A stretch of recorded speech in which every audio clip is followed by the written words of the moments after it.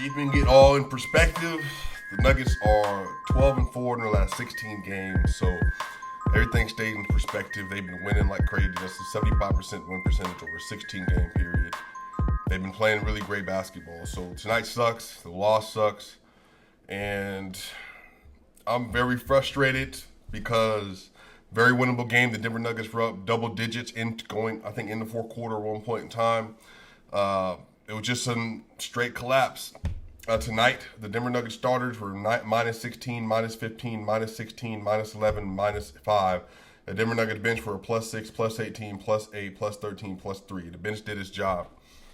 I will say that the Denver Nuggets starters were terrible outside of Nikola Jokic. Aaron Gordon had 20 points, 8 rebounds, and 5 assists on 9 of 15, but he did not secure enough rebounds when the time came.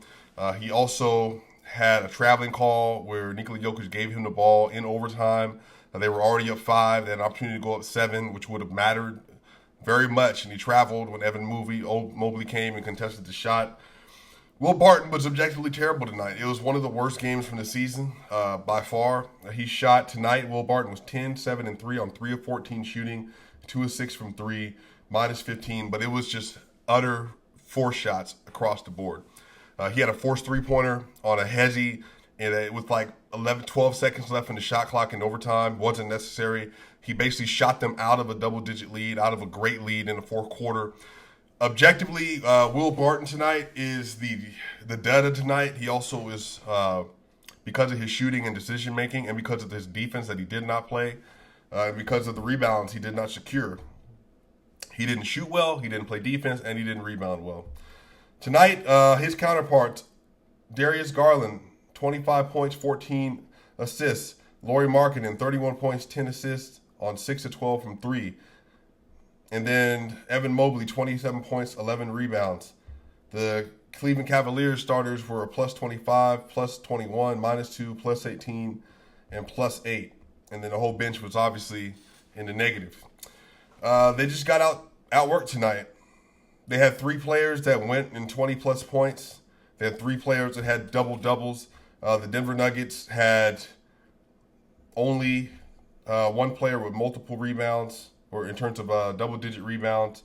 And anyway, the team didn't show up. They didn't play, man. I'm not putting that on Yoke. Yoke was 15 of 24. He had 32 points, 10 rebounds, and 8 assists, 1 block and 2 steals. But he literally was getting trapped like they were fronting him like the Clippers did. Makes no sense how this team watches him get fronted, and then Kevin Love or Evan Mobley will come backside to keep him from getting the ball. And then literally and so that's why his shooting percentage, at one point he was 10 of 13 from the field. And then as you see, he ended the game 5 of 11 for the rest of the game. And a lot of that had to do, he was just forcing shots. And he was 0 of 4 from 3 tonight. A couple of those were rushed. So really from the 2-point range, he was 15 of 20. 75% from 2-point range, and that wasn't good enough. He was 75% from 2-point range, and that was not good enough. And he took 20 2-point shots and made 15 of them, and it wasn't good enough tonight. He had 32, 10, and 8. He played great, like always. Will Barton couldn't get in the ball. Monte Morris, who looked like he might have had a little bit of an injury, he only had 20 minutes tonight, couldn't get in the ball. Bones Highland tried a couple times. He was able to. Bones Highland had 17 points, 3 rebounds, and 7 assists. He was 6 of 13 from the field, 3 of 8 from 3. He missed the chance to tie the game up in overtime with the open three-pointer off, of course, a Nikola Jokic wide-open kickout. It was just one of them nights, man. The Cavaliers, they were just determined. No one else is going to beat us tonight. So I'm not going to go too off about it, man. They're only up 1 game now. They're only up 1 game. They were 2-1 on the road trip.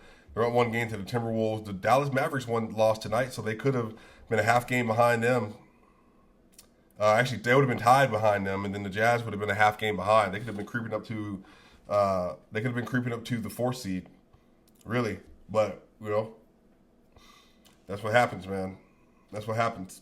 You lose games that you should win, and it is what it is. Like, I'm not gonna make the video super long today. I just really, like I said, I'm really frustrated watching that game happen because it was just, at some point they were up 12 and they were consistently up 12. They were playing good defense and they just couldn't close the job. They just legitimately could not close the job. They shot 50% from 2. They shot 30% from 3. The Cleveland Cavaliers shot 38% from 3. It was an outlier game for them. The Nuggets were 14 and 18 from the free throw. The Cavaliers were 17 and 26, which is where they could have won the game. The Denver Nuggets had 24 personal fouls, only 6 steals, only 3 blocks tonight. They had 51 rebounds, 13 offensive rebounds. They had 35 assists as well. But like I said, man, a lot of that was the bench and everything else. So the Denver Nuggets starters from three-point tonight, they were, it looks like, 2 of 16.